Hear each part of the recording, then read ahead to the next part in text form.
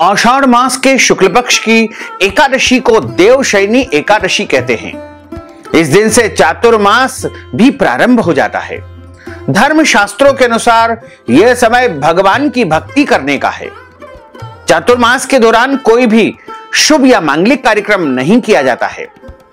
इस बार देवशयनी एकादशी का महापर्व 29 जून 2023 गुरुवार को है।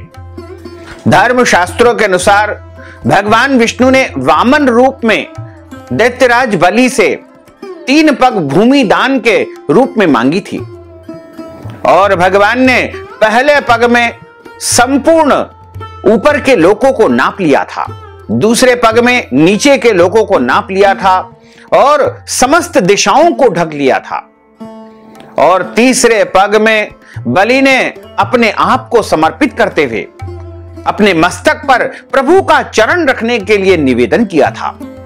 इस प्रकार के दान से प्रसन्न होकर के भगवान ने राजा बलि को पाताल लोक का राजा बना दिया और कहा कि वरदान मांगो, मैं तुम्हारी भक्ति से प्रसन्न हूं। बलि ने वर मांगते हुए कहा कि भगवान आप मेरे महल में नित्य रूप से निवास करो।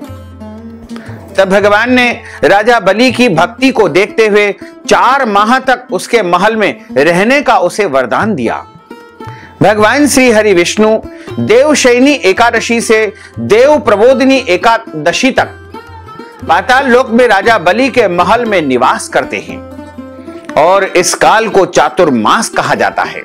चातुर्मास में विवाह, यज्ञोपवीत संस्कार, दीक्षा ग्रहण, यज्ञ, गृह प्रवेश, प्राण प्रतिष्ठा आदि जो भी कार्य होते हैं वो सभी त्याज्य बताए गए हैं।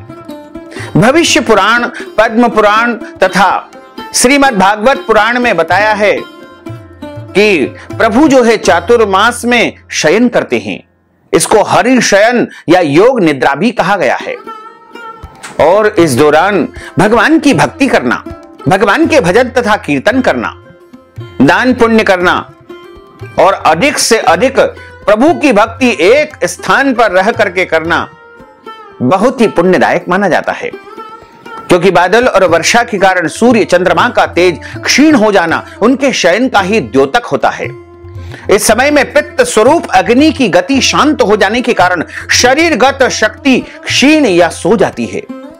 आधुनिक युग में वैज्ञानिकों ने भी इसे खोजा है कि चातुर्मास में मुख्यतः वर्षा ऋतु में विविध प्रकार के कीटाणु अर्थात सूक्ष्म रोग जंतु उत्पन्न हो जाते हैं।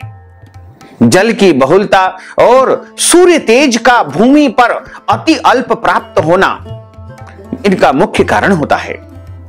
हमारे धर्म ग्रंथों और पुराणों में चातुर्मास को बड़ा ही पुण्यदायी समय माना गया है। चातुर्मास का आरंभ आषाढ़ माह के शुक्ल पक्ष की एकादशी तिथि को होता है।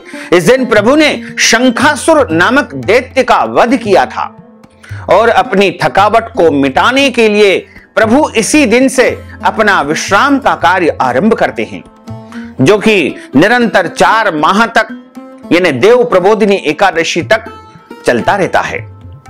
पुराणों के अनुसार यह भी कहा गया है कि भगवान हरि ने वामन रूप में राजा बलि थे, उनको दान में जो प्राप्त हुई थी उसी का वरदान देकर के चातुर्मास का शुभारंभ किया था और इसी तरह चातुर्मास में प्रभु की भक्ति करना, भगवत भजन करना, भगवान की कथाओं का श्रवण करना।